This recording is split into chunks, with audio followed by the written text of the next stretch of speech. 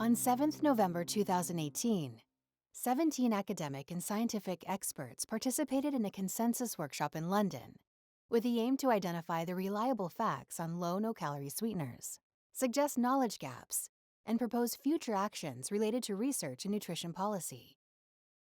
The outcome of this workshop has been published in a scientific paper in the peer-reviewed journal Nutrition Research Reviews.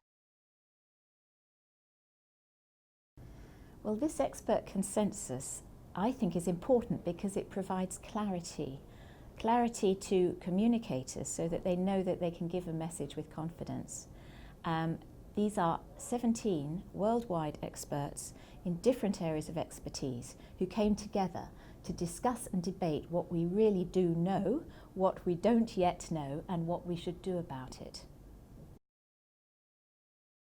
Well, what we do know about low-calorie sweeteners, and all the experts agreed on this, is that they've been through the most rigorous testing procedures and are approved by regulatory authorities around the world. So their safety is not in doubt. The second thing that we know is that low-calorie sweeteners, by replacing sugar in the diet, can help people manage their calorie intake.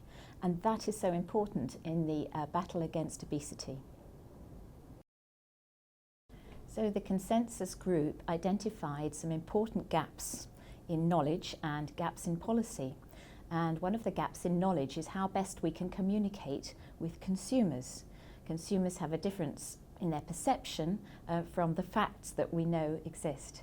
And then secondly, there are policy discrepancies which make it very confusing. These vary around the world. I think for me, the most important take-home message from this consensus exercise has been to identify how policies differ around the world, not always for obvious reasons.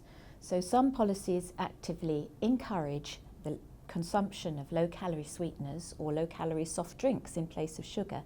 Others are much more ambivalent, and therefore we need to really get the policymakers together with scientists and with health professionals in order to get a consensus and a discourse going that can see a forward way with greater consistency. And I think that's really important because obesity needs a consistent strategy, and low-calorie sweeteners are one of the tools to help combat the rise in obesity. I think the outcomes of this consensus exercise relate to its different approach. We had 17 experts from around the world who provided and contributed their ideas and knowledge before the meeting, and then on the basis of their inputs we discussed and debated the key issues in their areas, and as a result of that they were able to move forward and not just discuss the science or what we already know, but what do we need to know and what actions should we take. And many other reviews have been backward-looking, and this we hope is more proactive and forward-looking and talks about how we can improve communications and dialogue with policymakers more effectively.